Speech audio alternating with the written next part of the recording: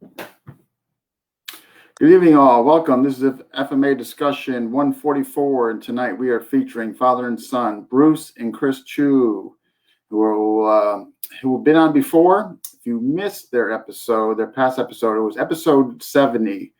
In that episode, we went more over their background from Remedy Presses and all that. So if you really want to get more on the background of these two gentlemen, I would suggest going to see that episode, and I'll post a link here later. But this episode is going to be more on, they're going to be performing demos, so it won't be so much background oriented as far as their FMA journey and so forth and all that. But again, I will post that, episode 70, which is posted on the YouTube channel, FMA Discussion and all that. Well, good evening, guys. Thank you for coming on. Thanks for having us. How you doing? Yeah, no complaints. You know, it's Connecticut, so... which you guys will be, I think, in a few months, be visiting, and all that. So, so how's it been going with you guys since episode 70, 74 episodes ago? Yeah, it's been going well. Thanks. We've been getting out, meeting some people, doing some different things, and it's good. Oh, good. And those of you who are jumping in, tell us where you're watching from. If you're jumping in, again, this episode will be more in the demos. If there's something you want to see, by all means, just listen in the comment section and I will see it.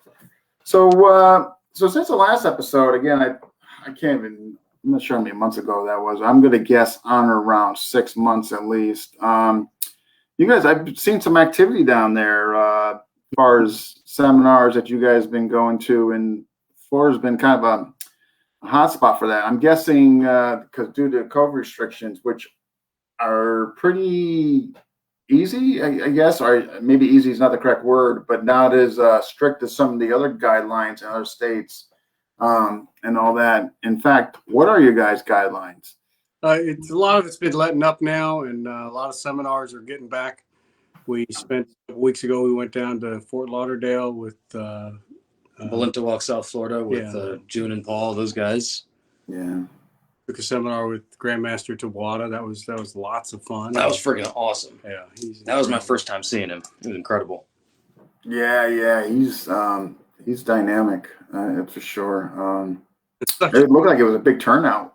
It was a real good turnout. I mean, it was just Grandmaster Bobby Tawada. Of course, it's going to be a big turnout for him. Yeah. I mean, definitely the father Blendewalk as far as USA is concerned, and all that. But yeah, so how many bunch of you guys went down, or just you two? Just us from our group, really. I mean, but then Guru Chad was there. Guru Chad Bailey. Yeah, saw him. Yep, saw him there. Yeah. Our FCS brothers and sisters were there too. So just one giant family. I think that's especially what Grandmaster Bobby would have wanted. I was just talking to somebody last night that it's funny to me. It's almost like the F in FMA is for family. You know, everybody's welcoming and just good people.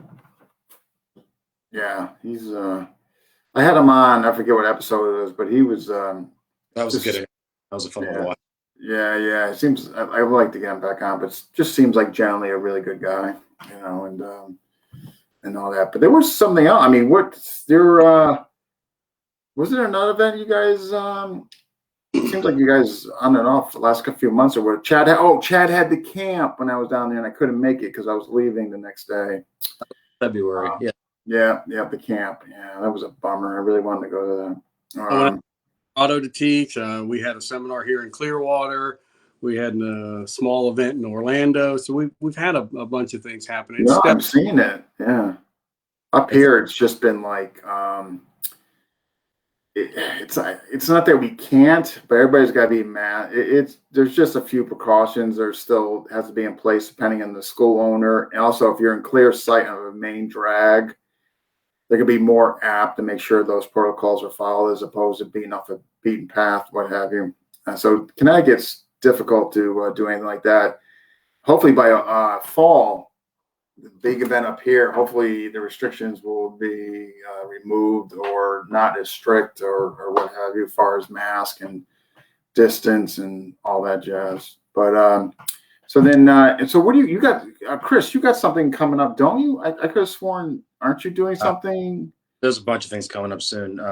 Just off of my memory, we're going to be in Kansas City, I believe, Kansas City in June 26th. June 26th.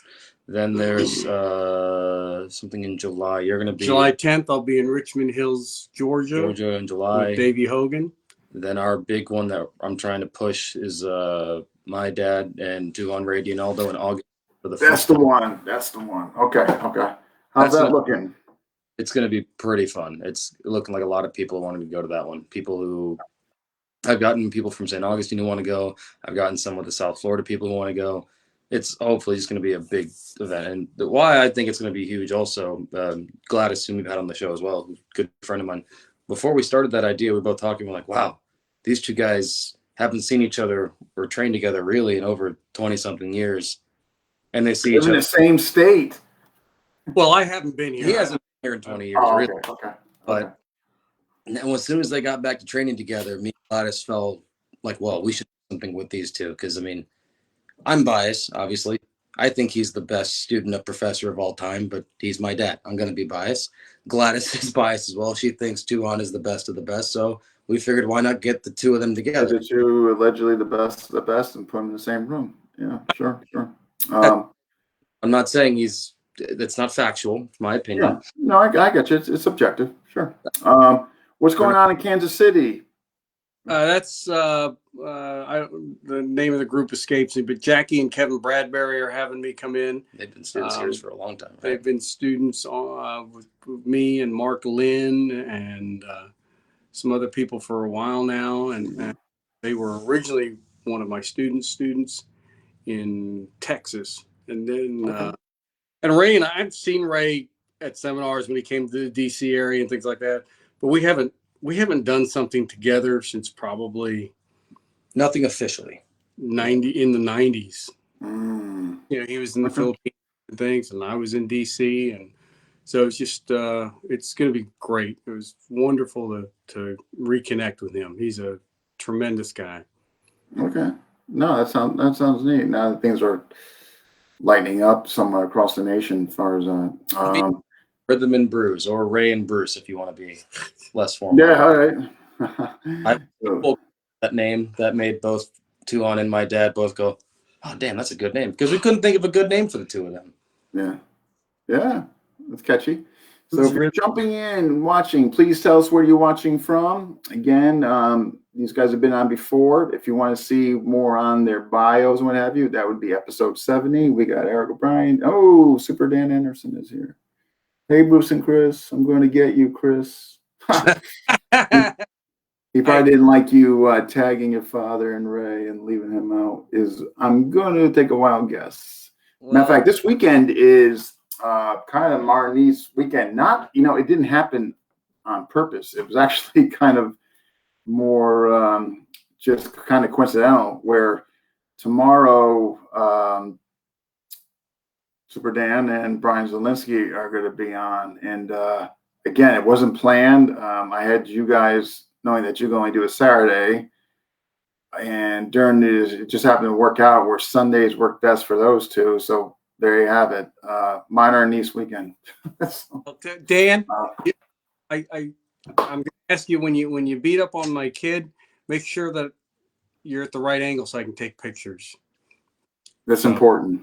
You might have to do it more. Hey, listen, I have learned in my short time on this planet that I learn best by doing. Because you could tell me how to do the move, I won't get it. I got to see it and I got to have it done to me so I know it's. Yeah. I definitely have to see it. Yeah, done on me. Yeah, that's helpful, but definitely. Super Dan Anderson, Grandmaster Brian Zielinski want to show me something, they're gonna have to beat me up for me to really get it. I'm sure. Wow. I'll say thank you at the end of it. I'm sure. Well, it was funny. So he asked me, well, who is Dan Anderson? And I said, because he didn't know who he was. And I said, well, Dan's great. He actually wrote the book on karate. He goes, what do you mean? And I went to Amazon and showed him. I said, yeah, he really did write the book on karate. Oh, and other ones. Matter of fact, he was so kind enough. We're having the raffle tomorrow night. to mine. He was so kind enough to donate the encyclopedia, his two book encyclopedia, which was very nice of him, to do. And so now so coming in fall, so it looks like a bunch of you guys are coming up. So obviously you two, I think Super Dan is flying in. Who else? Bram, is he coming? I think Bram will be there. I think also Dieter, Bram. Dr. Dieter will be Okay. Wow, I might just have to come in there just for interviews. Jeez. Yeah, and you and I go to the same barber. Oh, you guys have the same barber? Yeah. That's tough. Tough to upkeep that hair, huh? Oh my gosh. So, and then, and when is that again? When is that again in fall? Is that November? in October, I believe. October. Okay. I think it's the first weekend in October because we have. Hopefully by then, you guys, things will be cleared up here, and he won't have to, juggle around anything, restrictions and what have you. Hopefully, I'm not flying in. I cross country on my Spider.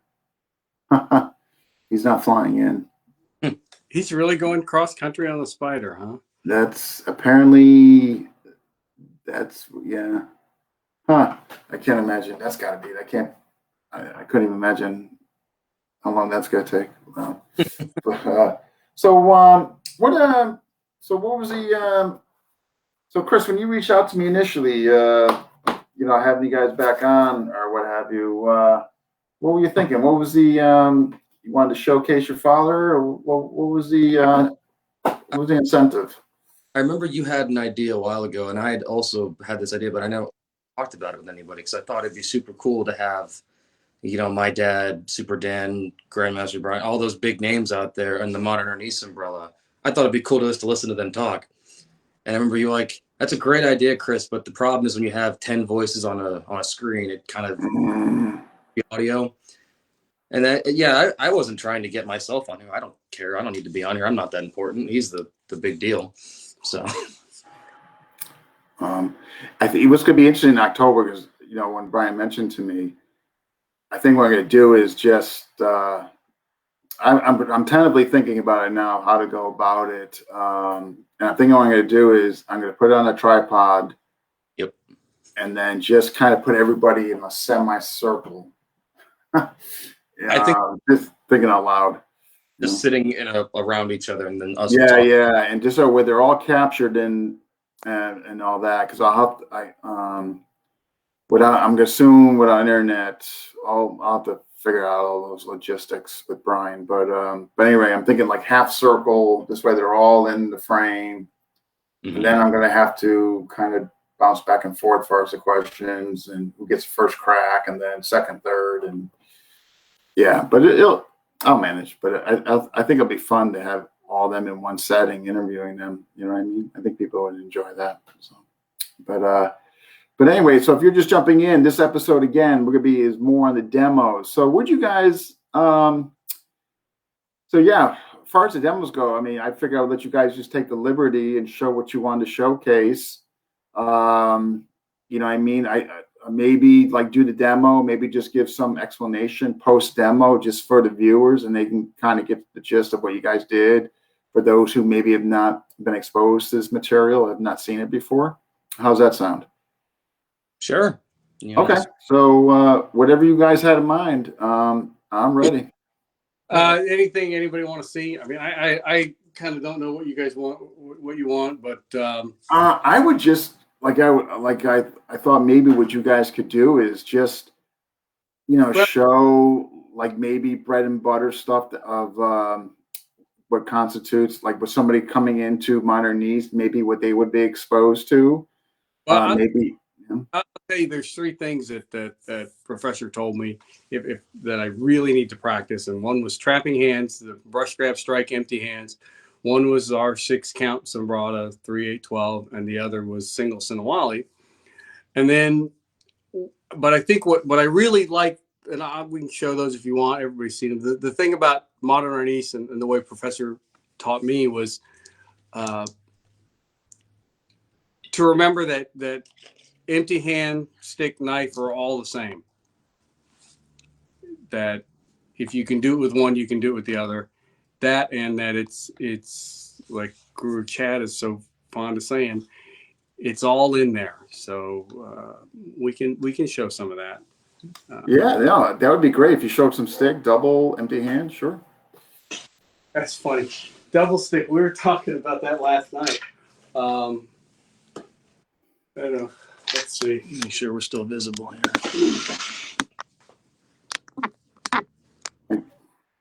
Are we still good?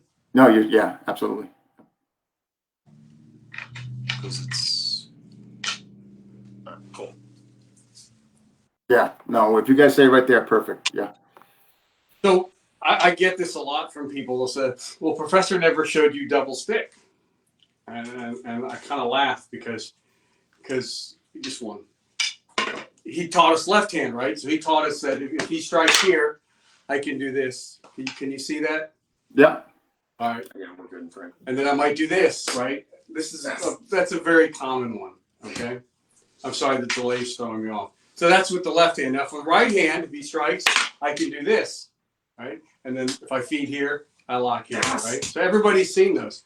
But what they don't make the correlation is, well, if he taught you how to do something with your left hand, and he taught you how to do something with your right hand, that's it, right? So if he strikes with that, I can do here. And if he strikes with the other one, I can do here, right? And then there you have this. If he strikes this way, I can do the same one we did with the left hand right to here, right? And I still feed here, and I'm here. See? And now I'm here. So it's all the same. If you can do it with the left hand, you can do it with the right hand. It doesn't matter, right? I'm just wondering, is Chris, are you all right there? Just hearing some noises unknown to mankind.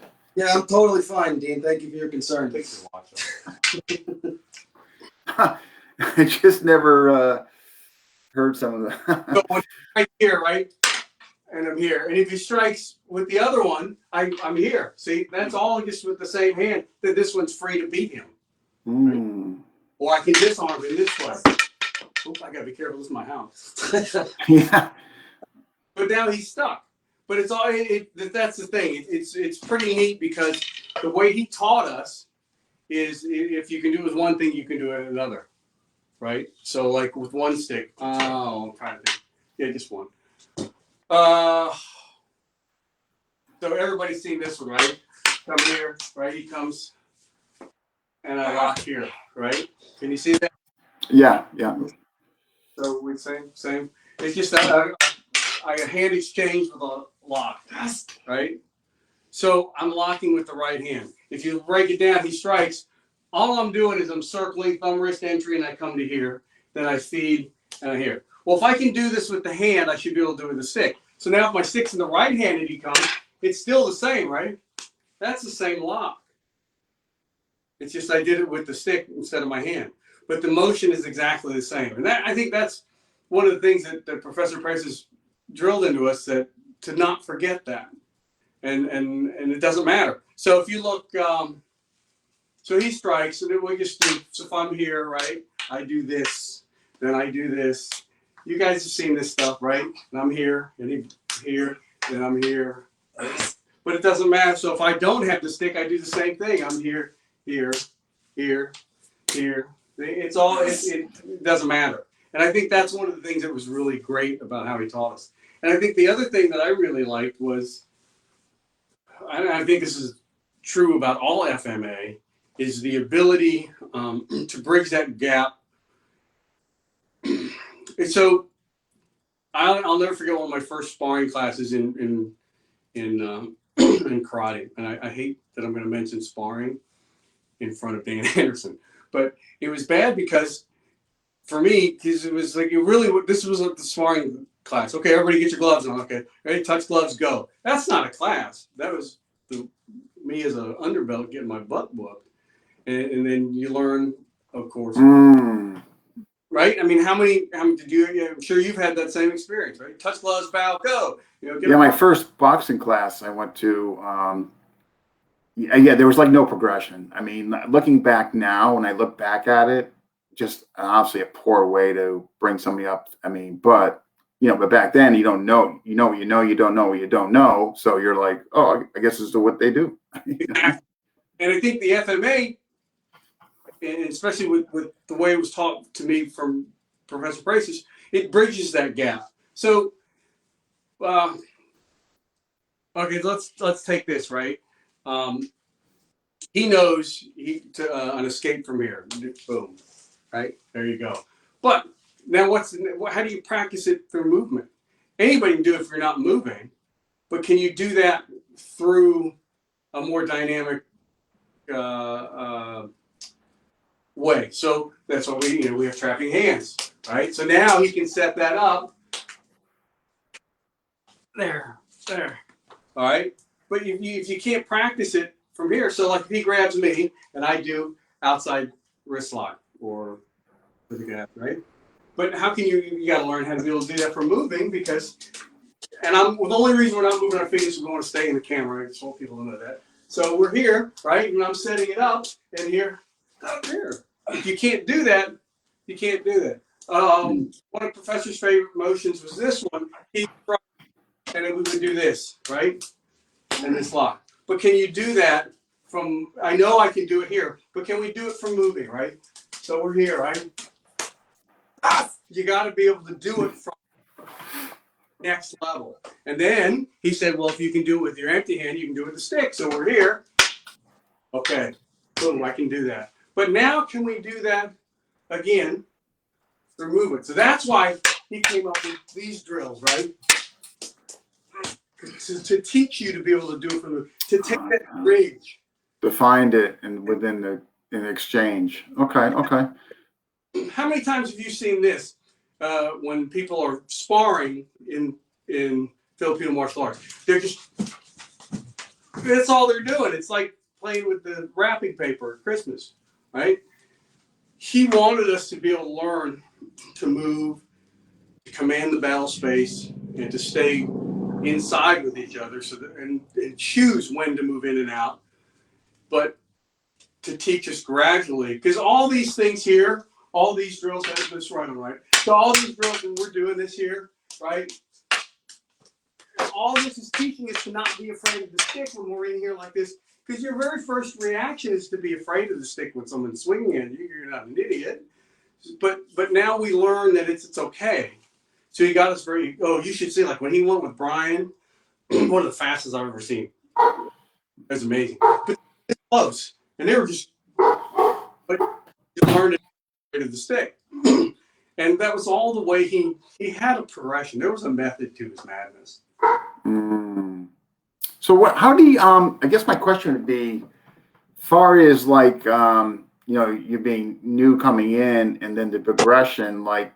I mean, let's start with, I guess, before he would go into the stick, locks and all that, whether it be empty hand or the sticks, what would the progression be? Would he start you from single Sinawali, or basically just making X's, or what he felt like doing? I mean, so I have a belief. This is my belief. No evidence. This is anecdotal at best. Let me ask you this. You've been doing this for a while. Do you know of any standalone successful Filipino martial arts school in America? Don't teach any other art. Tim Hartman outside Mark Makita too? Okay, Mark. Other than Mark, that's fair. Mark does do that, but very low. Yeah. So, and I think the reason is because it's not designed to be curriculum based, or maybe it is, but I know the way I was taught, and some of the other guys, there was no curriculum. He just picked up a stick, started doing stuff, and then he said, "Do that." Try to mirror me and what have you. And after we had some self-discovery, but one of the things I've noticed with Filipino martial arts, you go in and you work with some guy, and today he shows this one technique. You might not see that technique for a year. So how do you know where it's supposed to be? That's supposed to be an advanced level, an intermediate level, a beginner level. So it's just more, it's because it's the flow. So today he wanted this, that's what he did. So it's really hard. So when you ask the question, what does he show the beginners? I don't know, whatever he wants. So single Sinawali was, because again, that taught spacing, that taught how to stay close or far away, right? And it also how to not be afraid of the stick. And then empty hand wise, he used that a lot to teaching finger locks and how to move, right? And flow, right? And that was all from Single Sinawali. He did that a lot.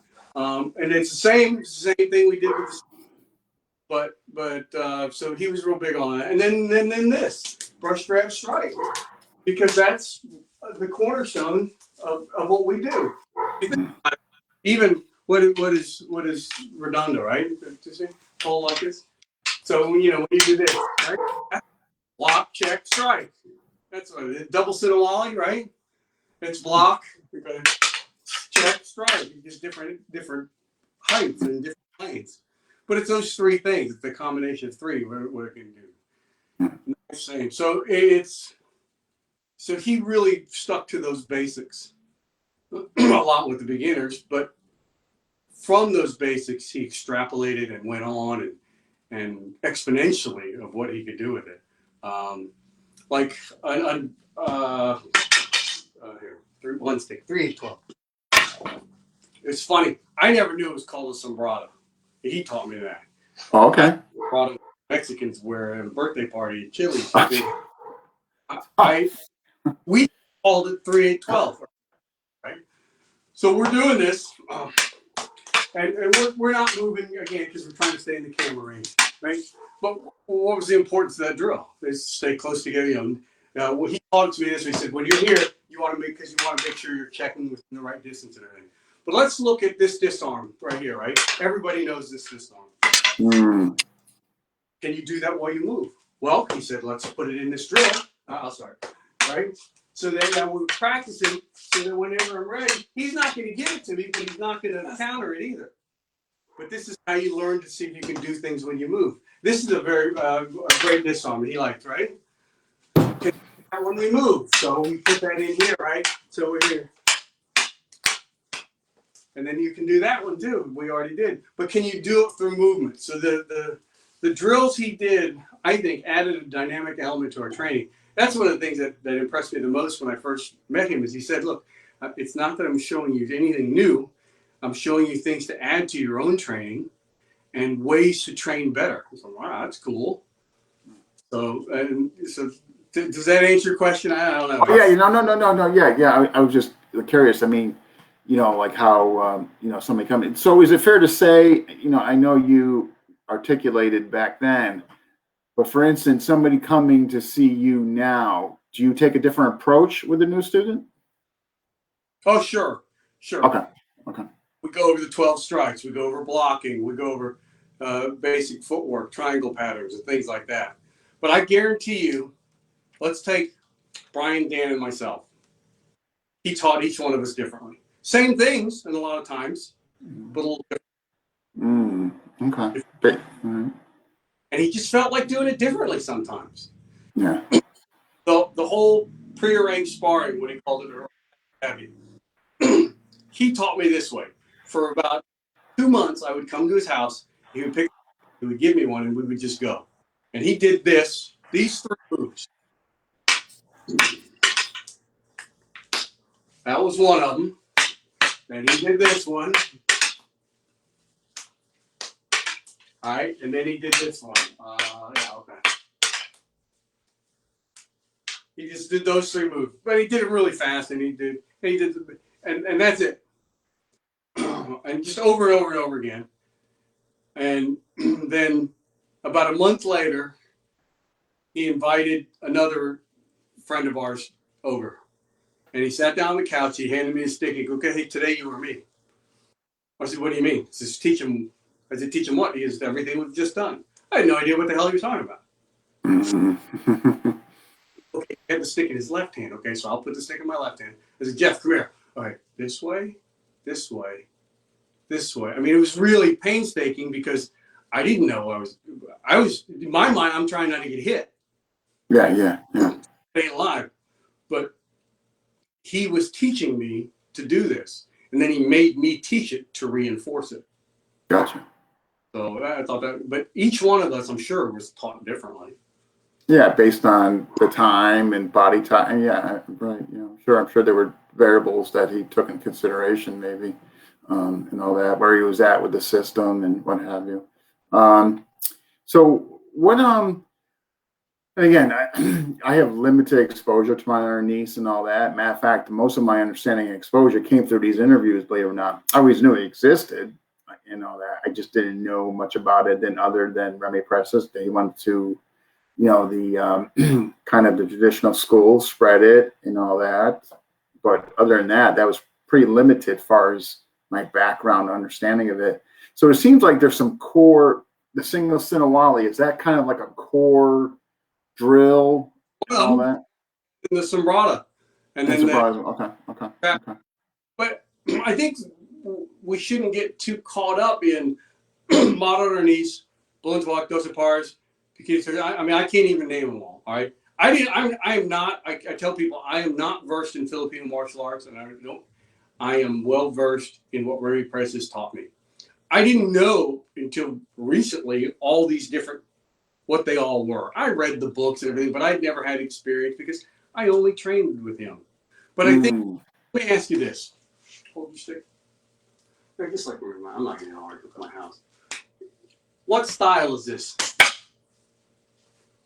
Which system? Couldn't tell you. I saw a backhand jab.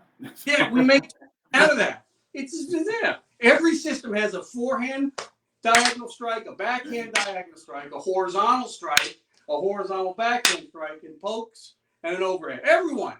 That's 29, 57. That's 6 in my system. That's 32 in my system. It's only so many ways to do this. Yeah. So I think sometimes we make too big a deal. I think it's more important that the delineation or the difference in a lot of the systems is the way they train, not the actual techniques. Part. Yeah. Just make sure I'm not losing any questions here because the comments are starting to roll in.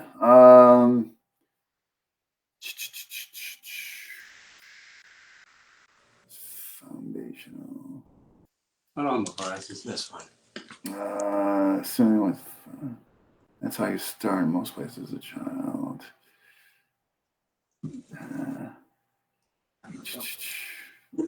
I think so, just because by virtue of pattern. Yeah. Okay, let's see. Let me edit this in always particularly the heaven 6 and a little bit. Okay. So then, so from the trapping, okay, so again, incorporating the trapping hands, was there, did he show it first empty hands and then put the weapon in there? Or, I mean, or did it really matter that he would show it with a stick and then maybe you would transfer to empty hands? Or was there? Sure. So he did stuff like this. In the beginning, it was when the stick is here, you block, and then you check, and then you strike, right? And then he did block, check, strike, and then he did this block, check, and then boom, and then he learns his block. And then he started us this way: right, left, right, left, right, left, right, left, right, left, right. Then he started us this way, or at least me, right to the inside, notice to the inside, to the outside. Gotcha. Left hand first, boom. Left hand first. Right hand first. Right hand first. Right? Okay. Then we started this.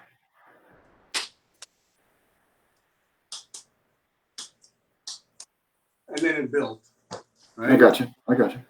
That's how he taught me. Okay. Again, I can't wait to sit in a room with Brian and Dan and ask them how did he show you this? Right. It's interesting that you guys can compare and contrast how you got particular drills or how you were exposed to them and all that. That'd be interesting right there. Matter of fact, that would make for the good interview. Give me some ideas now. What are you going to cover in Connecticut? Question from Dan Anderson. Whatever he doesn't. My dad Dan. So whatever you're not covering. Yeah. He's going to cover it. I won't know till I get there. It depends on the skill of the people. It depends on who I'm doing the seminars with too. I mean, a lot of times when I do it with strikers, kick, karate guys or whatever technique they show, I show how you can do that with a stick. I'm in anything you can do empty hand, you can do with a stick. Okay. Wally J.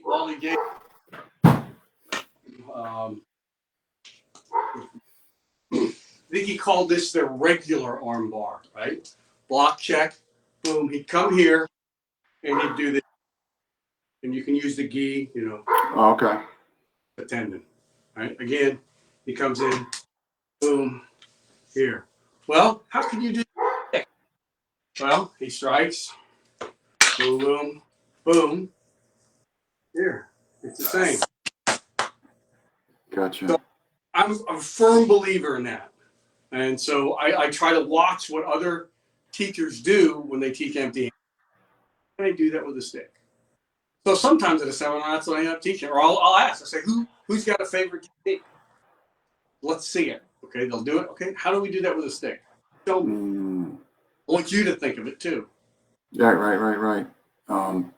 What on we got another question. Did GM Presses encourage free sparring? I'm sorry, what? The question from Eric is, did GM Presses encourage free sparring? What does he mean by free sparring? Yeah, he did with some of us, but I mean that was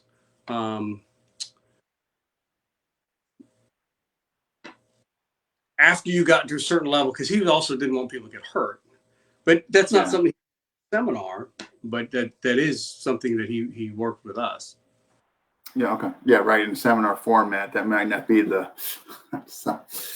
with a bunch of new students there and what have you. Okay, I just want to make sure I'm not missing any questions. It's great that he just looks at their instructors.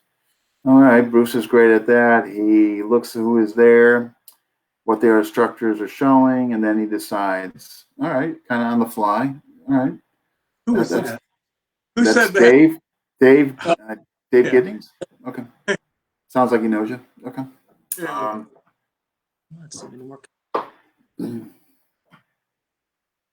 don't know. I'm working on it. Whatever. So, Chris, when you were coming up through learning this at the right young age of whatever you were, you, I'm guessing, got more of a system per se, if that's fair to coin it. Hey, let me interrupt real quick. Sure. Dan, I already got one for you. Don't worry. Oh, the T-shirts. I meant to mention that. Okay. I already got it picked out for you, sir. All right. Anyway, go ahead, Chris. Sorry. So your question was, did I get more of a systemized approach in my learning? Correct. Yes and no. I know it's a really crappy way to answer this question, but I'll put it this way. The things that I was learning in modern Arnis after I did Taekwondo I didn't learn any modern Arnis officially until I got my first black belt in Taekwondo. My dad didn't want to teach me immediately. He wanted me to have in another art. That way it would better my understanding of a different art, which is incredibly valid.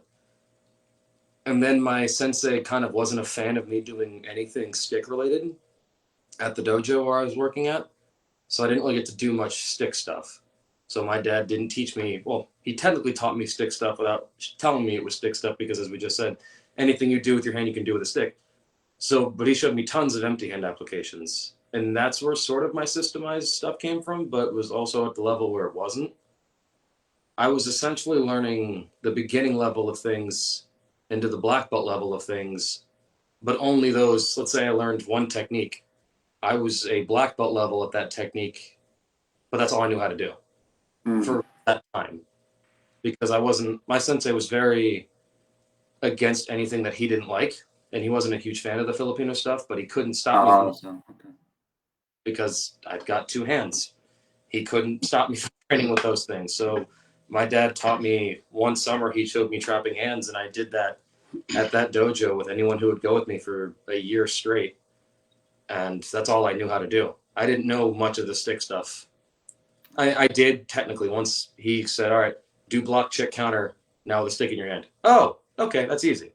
But if he'd said do right on right, forward, motion 44, I would have been very confused. Then he just still not very curriculum focused. That's also with what my dad and what I've heard from other students is that he really didn't care if you knew the system. Not as that's the wrong way to put it. He taught you what he thought you should know. He didn't want you to focus solely on curriculum the entire time. Because if you like in Grandmaster Bram's case, as Grandmaster Bram Frank says, the professor wanted him to learn the nice stuff. And I know with me, there were gaps, 5, 6, 7, 8 year gaps in my professor. So I just practiced what I knew. And so I didn't know a lot, but what I knew pretty well. And then I'd see him, he'd show me some more stuff. And then I wouldn't, that's kind of, especially when we were following him all over the place in the 90s, it was crazy. It's like trying to win. Oh, he's in Indiana. Let's go. And if we got there, we learned. He would show Chuck one thing, Jeff one thing, me one thing. Might not have all been the same thing. So That's essentially what you did with me. You picked things that you thought I would like or that I would be good at, and you stuck with that. 6 months or a year at it. I was able to pull off most things from trapping hands pretty proficiently because it's all I focused on for a year. Yeah. Okay. Yeah. Right. If you're focused on that one for a year. He grew up doing single Sinawali, empty-handed. I mean, that was his patty cake. He didn't remember it, but it was. He's in a diaper. We're doing patty cake. That was last week. Yeah, patty. Yeah, right. Make it a game. So, so how much? Again, just as I'm doing these interviews, is where, to be quite honest, whereas I got most of my information on mine or niece. Not ever attending a seminar or what have you, or any instruction. I did meet with Brian once, and it was single Sinawali and all that. But so is there an element of Balintawak in modern knees? Am I accurate in that? Absolutely. Sure. Okay. Bakan in Cebu a long time ago. Yeah. Okay. So that's why. All right. So my whatever I heard was accurate. Good. And then the element of bullet wicks because they both hit people with a stick, with a forehand strike that comes at a 45-degree angle. Whose system is that? But also they're very good friends. I heard that as well. Yeah. So when you guys were at that seminar, that must have helped with the film familiarity. One disarm that my dad taught me, our curriculum's #1, was the same thing as their curriculum's #1, just a few subtle nuances, but the motion was the exact same thing, which was so cool.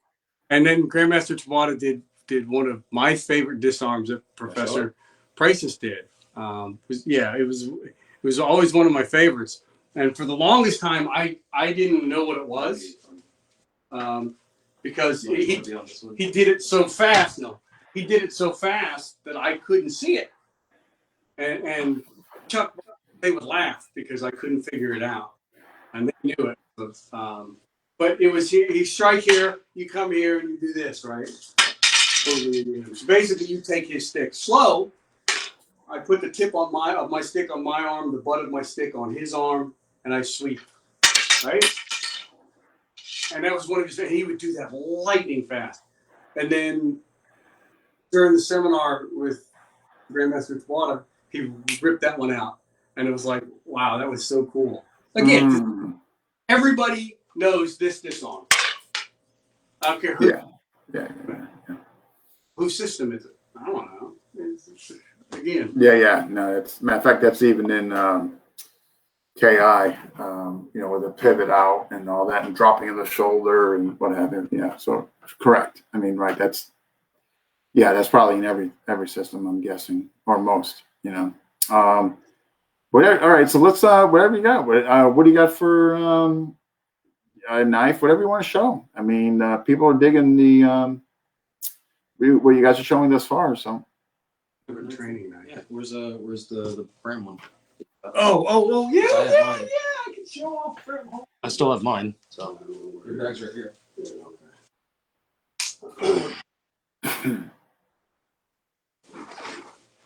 Do I do knife on knife or knife against something? No, I'm gonna just grab a stick. Okay. Oh, and I don't have a training knife, and then he goes, "You? Oh, that's a Bram. The Bram. Corto. I'm You- getting you- my son with the Bram." You got the Yeah. Bram. You got the ramp. I mean, you got the yeah. I got the same.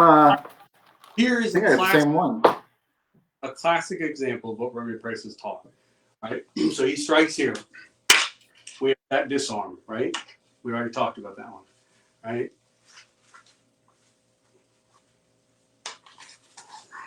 Hold on. I'm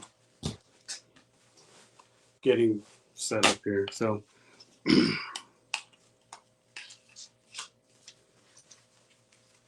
So we have this disarm, right? With the stick here. Right? If I'm left-handed strikes, I have my hand. So I can do it with the stick, with the hand, right? Well, he also, professor said, if you can do it with an empty hand, you can do it with a knife. So I can do it this way too, right?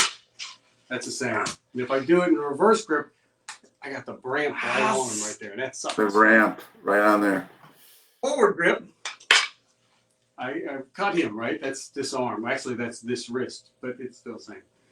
But so again, if you do it with one, you can do it with the other. And he's really big on that. But it's all the same. And so, you know, just as I like to take what people do with empty hand and do with a stick, I've watched Bram do what people do with a stick or an empty hand and do with knife. And he's really good because he uses little subtle nuances because with the blade it's different. Your cutting action is different than your striking action, etc. But he's very good at it, and that's one of the things I enjoy about watching him teach. So it's whatever technique you do, you should be able to do it with a stick in your hand. Doesn't matter. Just like I don't care what lock or throw you do. So we've all seen this, right? I don't know what it's called in Japanese. Yeah. What do you call it? Side-by-side throw, right? So how do we do that with a stick? Well, if I'm here, right, and I poke and he blocks, boom, I'm here, right? There it is, right there. It's the same. It doesn't matter. So then how do we do that while we're moving? So again, we practice our drill here, right? And there it is. It's very simple, but can you do it with a stick? Mm-hmm. So those are all, I can't, again, that's the big thing. What is this one here? I'm trying to remember it. No, that's not it. Maybe it's this way. No, that's not it either. Well, that'll work. So if we're here, right, and then I do this, and this is a lock, right? So you watch them from empty hand single Sinwali, slow, okay? Professor would do the same lock. That's the same lock. Mm. So it doesn't matter. That's the big thing that I learned from him is it doesn't matter. And I don't want to say he's the only one. I mean, all the guys at his level can do that. I once saw a demonstration by Grandmaster Tabata. He beat the tar out of somebody with a water bottle. Literally, the little plastic water bottle like this. And he just beat the tar out of the guy. Locked him, poked him, hit him. Because it's all the same. Once you learn the kinesthetic awareness, you do this and command the battle space, doesn't matter. Mm. It's funny. I had Mark Wiley. I'm sorry, go ahead. Brian Zielinski could kill me just as easily with a stick or knife or a ballpoint pen or paper or the spoon in his coffee. Mm. All right, doesn't matter. What'd you say about Mark? Yeah, I had Mark Wiley on. I want to say it's Serrano guy. probably it might be a month and a half or so ago, and so when I was asking him about his background, we were going kind of through his lineage and his journey, and he mentioned Martin Nice, and he says, they gave me, he said they gave me the fundamentals. It gave me the basic strikes. It gave me the basic blocks. It gave me the checking hand and all that. And it was just interesting coming from him, hearing that's what he got from where it was, that he really got a good grasp of the essential basics. And he attributed it to Martin Nice. And, I thought that was interesting that he gave credit there and all that, with all the plethora of systems he's been exposed to and been in and all that he named that for his basics. I know I was very fortunate to break bread with Mark on a couple of different occasions, and we talked about that because strong fundamentals are, I don't care if it's modern arnis, stick fighting, baseball, football, mathematics, typing. You have to have a strong grasp of correct fundamentals. Mm-hmm. What repetition breeds excellence, right? So when you practice those fundamentals, the more you practice those fundamentals, you have to constantly develop accuracy. Right? From that accuracy and doing the correct fundamentals properly comes speed. Speed is a byproduct of the correct fundamentals done with accuracy and consistency. So, yeah, it's huge. Yeah. So Bruce Lee coined the phrase economy of motion. Every martial artist has used that since, right? At least I think he coined it. I don't know. He's the first I heard it say it. A friend of mine added to that.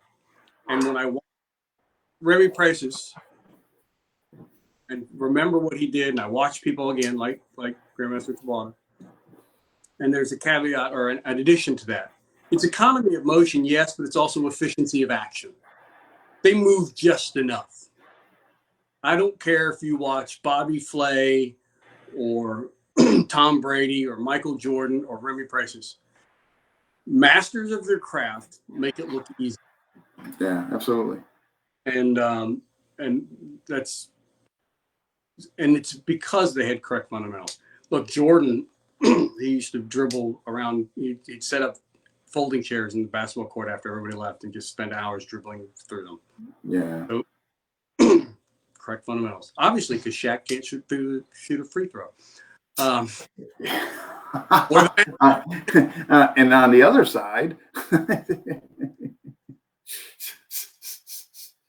yeah, it's true. It's like the all-time greats, like you mentioned, despite their craft or what they did, obviously a thorough understanding and mastery of the basics. You know what I mean? I think that's fair. Yeah. Wow. Just make sure I'm not. You have to remember whenever we talk back in the public school system, way back in the Philippines. In order to do this, he had to have a systematic approach in order for it to be accepted as a curriculum. Yeah, I would for the school system. I bet. And that's when he did the 12 strikes and the blocking and the stepping, because he had to do it for that. Yeah, and then over here, and then I guess that made an easy transition when he came over here, as far as the traditional schools he was getting involved in, whether it be Kempo, karate, and what have you. I'm sure that's what made it attractive.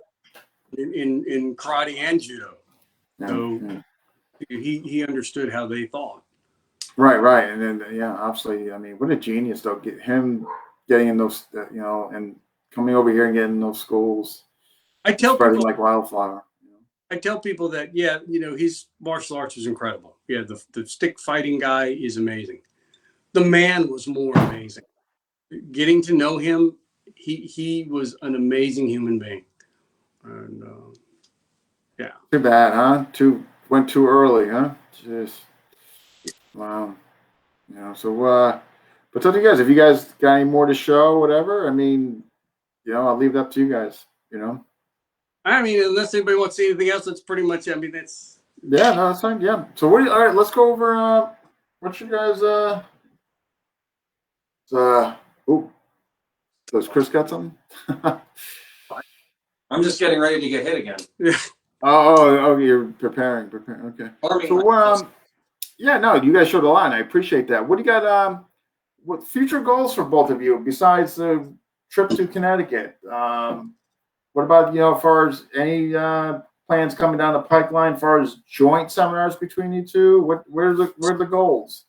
So I'm going to be in like I said, I have the whole schedule in my head right now. If you want Kansas City, then in Georgia, and then here in August, then Connecticut October, Jacksonville in October. So getting a full schedule. But what I wanted to mention is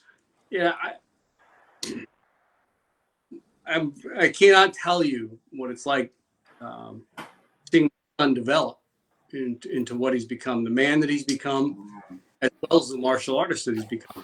For me, a martial artist is more than punches and kicks or hits with a stick. Yeah. About the type of human being you are too.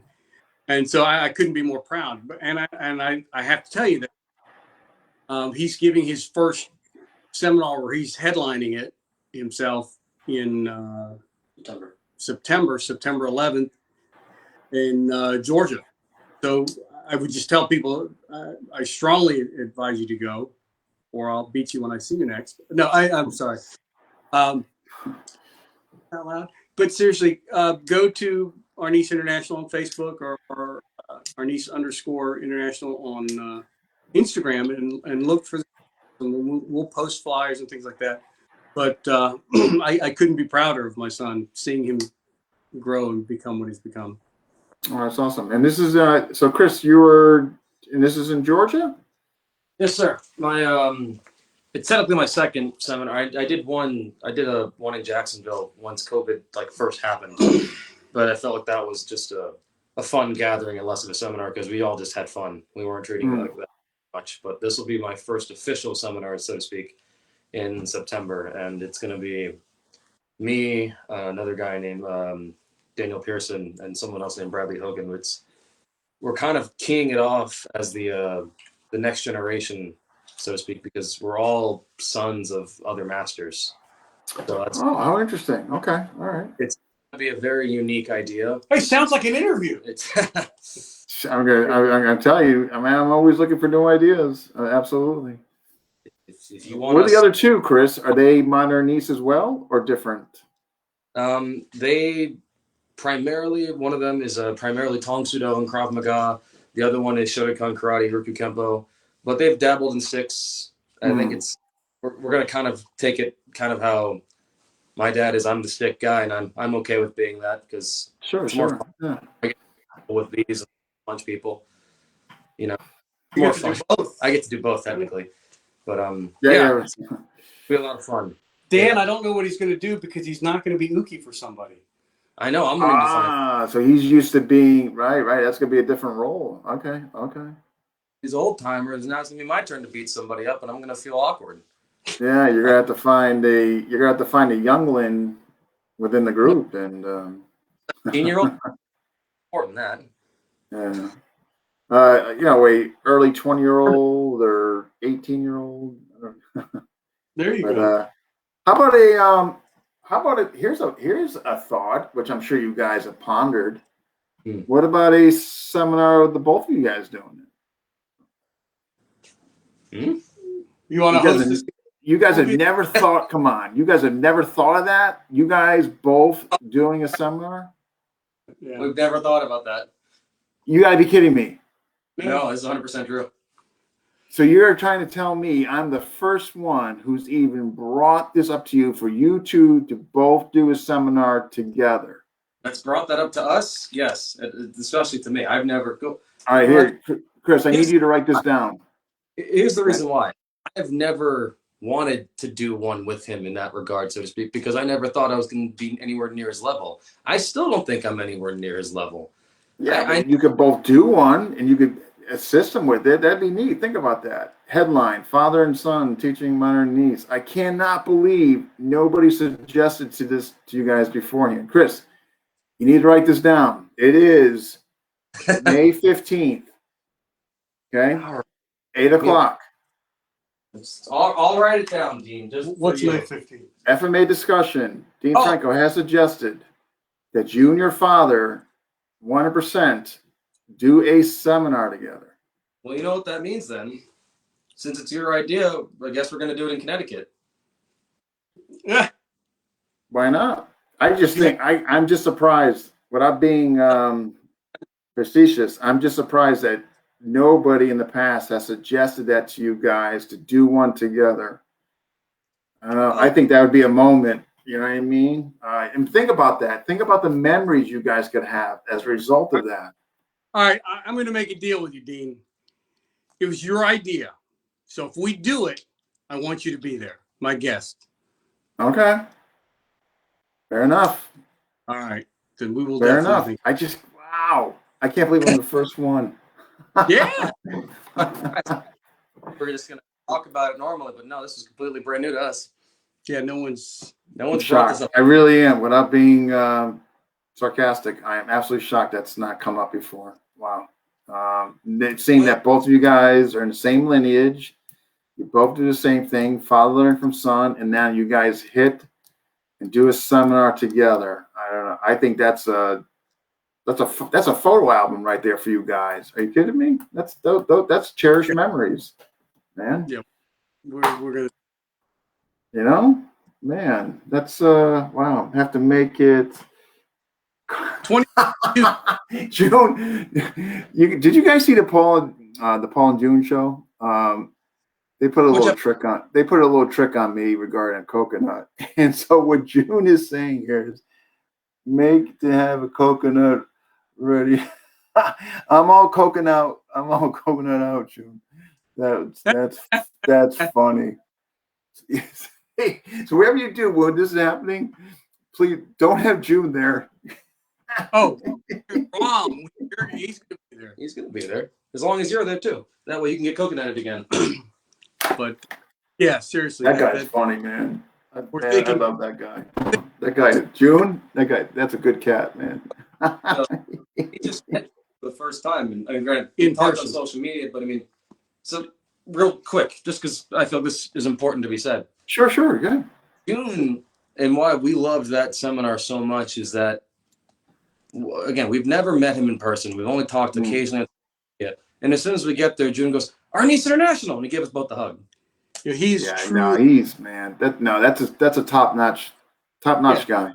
He's one of the good guys. Yeah, 100%. Yeah, he's just, and he's good. No, I seen him. Yeah, Yeah, but he's got a heart. I wonder if his head's going to get bigger now because we're giving him so many compliments. Oh, Junior, I'm just using this as an excuse to come train with him again because I tried some Balento walk disarms before we went to the seminar and I didn't get it quite right. So he's like, "Bro, you got to," and then so I have to get better at that now. But that goes earlier. It's like the FMA is family. he just hit the nail on the head here. We're a small community, gotta support each other. I mean, just imagine if the whole community, if the whole FMA community had that mindset. Now, obviously, there's some work to do. If you jumped in an FMA discussion about a month ago before we cleaned it up, you could see that there's work to do. Conversations being had about certain terminologies and whatnot. I read some of those. It's much better now. It's been like night and day what it's at now. Thank God. But there was like a week there, waking up in the morning, getting like 5 to 10 messages and just being so stressed out. I remember. Why am I doing this? For him, because he's not on Facebook still, everybody. But I remember there was one argument because I asked a question once, and apparently I was asking the thing that I was asking for doesn't exist, and that meant 3 other people had to fight about it, and then 6 other people jumped in to fight about it, and this went on for just a week. That terminology meant death. We must all fight about it instead of just going. We're all here to have fun. Yeah. It was, if I remember correctly, I think the term was panatuken, and I'm just like Versus pun untuken, and I didn't know what either of those words meant. Yeah, And it's an empty hand. It's from the Asano blend and the whole. There's a legit argument both ways depending on which constitutes. possibility Actually, to agree with. yeah. Here's a question for you guys. I'm curious to get your guys' input on this for kicks. I firmly believe there's for many reasons, not to go into them and tie up, but I believe, and we had a recent episode on this, that there is a American version of Filipino martial arts and all that. What's your guys' take on that?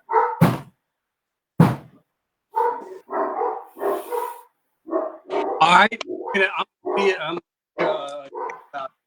and ask this: if an American Japanese is that the American version of karate? Just in general, like My, I my, think my point is, it would have to be more based upon, to answer. And I would need to know what the question asker's determination of quote American is, because yeah, I mean look at Mark. American is apple pie. That dude's one bad dude, right? But does he do American version? I don't know. And I think again we get too caught. What style is that? Who's? So I really, without being flippant or being an ass, it's hard for me to answer unless I know what the person means by an American quote American version unquote. And again, it's just like if if an American throws a Japanese sidekick, does it mean it's an American version of a Japanese art? I don't know. here's an example. The system I use for an example, Dog Brothers. To me, there's a legit argument that is an American version of the Filipino martial arts system. Why? What they've incorporated and from the Asano blend and all that, and the other arts they incorporated, I think was unique, comparatively speaking to like quote unquote traditional FMA. You know, and when I say traditional, from mainland. But is that an American version or just their version? Because Now we're opening another can of worms now. they were innovative of it themselves, correct? Yeah. I'm going to go in context of the American because they had a pull from someone, and I think obviously they created an interpretation on their own. I think it's fair both. I think is an argument for both. Yes, Yeah. That's fair. I mean, how many American karates are there in the phone book? Or, It came over here. No, good point. How many manifested over here over the decades? And fair enough. Yeah. There was one of the karate schools I remember. I'll never forget in California. It was called All American Karate. Do you know why it's called All American Karate instead of American Karate? Because ALL came before AM in the phone book. For advertising purposes and to get a whole gotcha. Okay. Book was out the houses and it had phone numbers in it and different businesses. Some of you guys don't know what that is. We didn't have phones to look shit or stuff. I think I'm the youngest guy on this FMA. Yeah, you know what? Actually, as far as guess, Chris, how old are you? I'm sorry, 23? 25. You know what? You very well may be, actually, come to think about it. I think you are. Yeah, I think you are. I don't think I've had somebody younger than you on the show. I don't think so. Well, there you go. There's a record. Yeah. You You guys aren't up to date on the new terminologies. I got to get you guys into that. We got to be. Yeah, those. I don't use them. I could use some updating. Whole millennium. No, me. No, I'll do that one. I'll just do a whole millennium. But wow. But this has been an absolute pleasure. I appreciate you guys coming back on and doing this. I love the demos, and I appreciate you guys taking the time to do this. Thank you very much for having us. Okay, and here, you guys got to promise me. You guys are doing a seminar together for anything, for keepsake, for memories for you guys. And you're going to be there. You got to be there. And June will be bringing the coconut. It's fine with me. And yeah, and we'll do it in Florida just so we can get Dean down here. And I'm going to tell you, you have to be here. Everybody heard, witnesses. We agreed to do it in 2022. Yeah.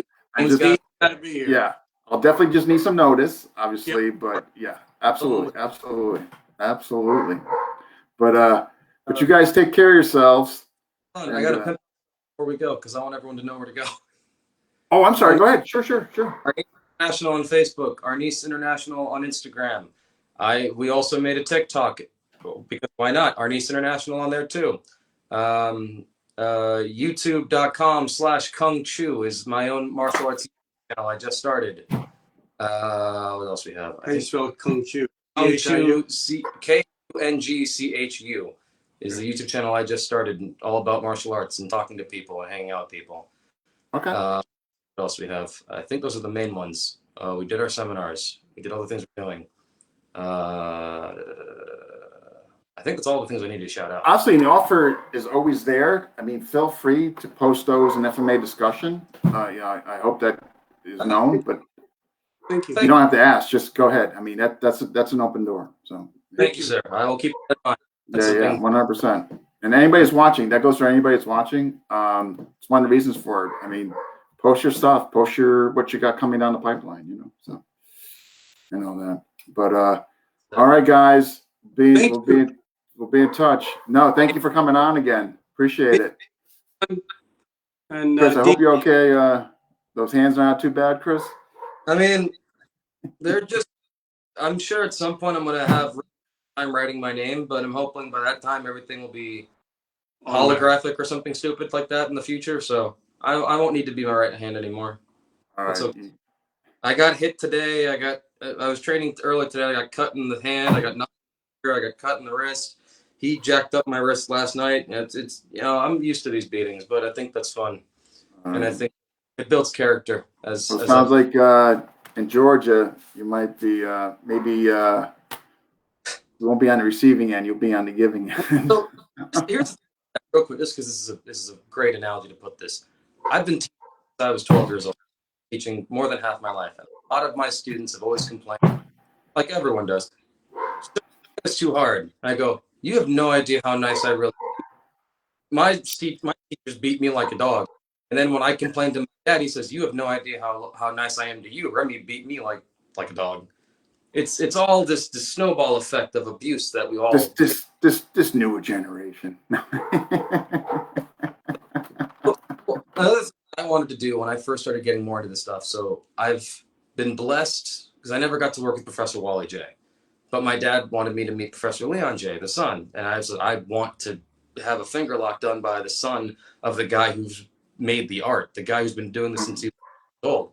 And I stupidly asked Professor J, would you be willing to finger lock me? And my dad starts laughing his ass off in the back corner because he knew what was going to happen. And of course, Professor Leon goes, Bruce, you good with that? And he says, sure, let me get the camera. So as he's doing it, I'm dropping onto the floor with my head onto the hardwood, my fingers wrenched back behind, touching the back of my palm. It's the top 3 most excruciating pains I've ever felt in my life. And I do that for 2 reasons. One, because I want to know it works. If anyone's going to prove to me that a finger lock works, it's going to be Professor Leon J. And 2, because none of my students have ever felt that pain before. So as much as I hurt them, I can say, no, I've had it done worse. Wow. Memories. Well, it's one of the cool things, and I can speak on this just for quick seconds, that, my dad, I've been very blessed with a lot of great uncles in the martial arts world.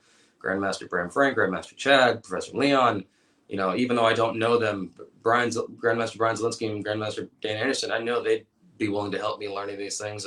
Shout out to a special mentor, Kuya figure in my life, of Serrata, Eskrima in Orlando, Eric McGee. He's been nothing but a mentor and a friend helping me out through these things. I've been very blessed with so many great instructors teaching me and sharing with me and helping me do these things. Like, I know my first seminar is coming up. I'm not worried. I'm not afraid to teach it because I've had so many great teachers teaching me how to teach. And I'm putting these details. I mean, every time I taught a class when I was 13, after the class was done, I'd call my dad and say, hey, this is what I did. What do you think I could have done differently? I wanted to be better. side note, recently someone told me I wasn't qualified to be a teacher. And I told my dad, and he says, Chris, that's not true. You've been teaching for so long. You've had so many great teachers in your life telling you how to teach. And you've been Man, listening. who are they to even say that? That would have been my question. Who are you to even? They shall not be named. Yeah. Yeah. Well. Not Yeah. important. That's. The fact that to me, that's not true. One, because I've had so many great teachers sharing with me on how to do that. My dad, professor, him how to teach, not just how to do. But Yeah. get guys like you get guys like Bram, Chad, Brian, Dan, June, Eric McGee, Eric, Dan Lohman, Ray. Uncle Ray D'Onaldo. They took him as their own, and at Brian or Dan yet, but I have no doubt. And they're so willing to give. They're so willing to help. He really does have 20 uncles that just immediately would help him and beat me up and get to further his martial arts journey. They've been so kind to him. You know, as a dad, I don't know if you're a dad. As a dad, when I see someone be nice to my kid, it's a great feeling. No, it's somewhat overwhelming. Absolutely. Yeah. No, 100%. Yeah. When somebody's going out of their way to instill something in them and all that, and taking time, and there's my dad said recently that really stuck home to me because Eric McGee, I want you to interview him. He's a phenomenal Filipino martial artist. Yeah, I've never heard, but absolutely. You know, my dad said this recently. He goes, Chris, how come I listen, but when someone else says it, you listen to it? And I go, holy crap, you're right. I don't listen to you because you're my dad. That's a good point. Jeez. Listen to him. Wow. But when someone else says it, like, Graham, oh yeah, that's a good idea. Yeah, definitely. I would definitely, definitely do that. But again, guys, this has been wonderful. I appreciate it. Thank you. All right, we'll be in touch. You guys take care. All right, be safe. All right. You too. Bye. All right, that was a good one.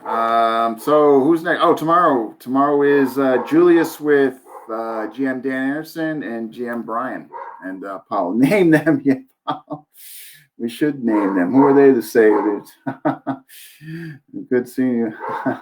All right, thank you for all those that commented and all that and watched. And yes, check out Julius tomorrow. Again, Modern East weekend. All right. You guys take care. Oh, and tomorrow night, raffle, 7 o'clock, held in FMA discussion. You guys can win some prizes. Check it out. And they're free.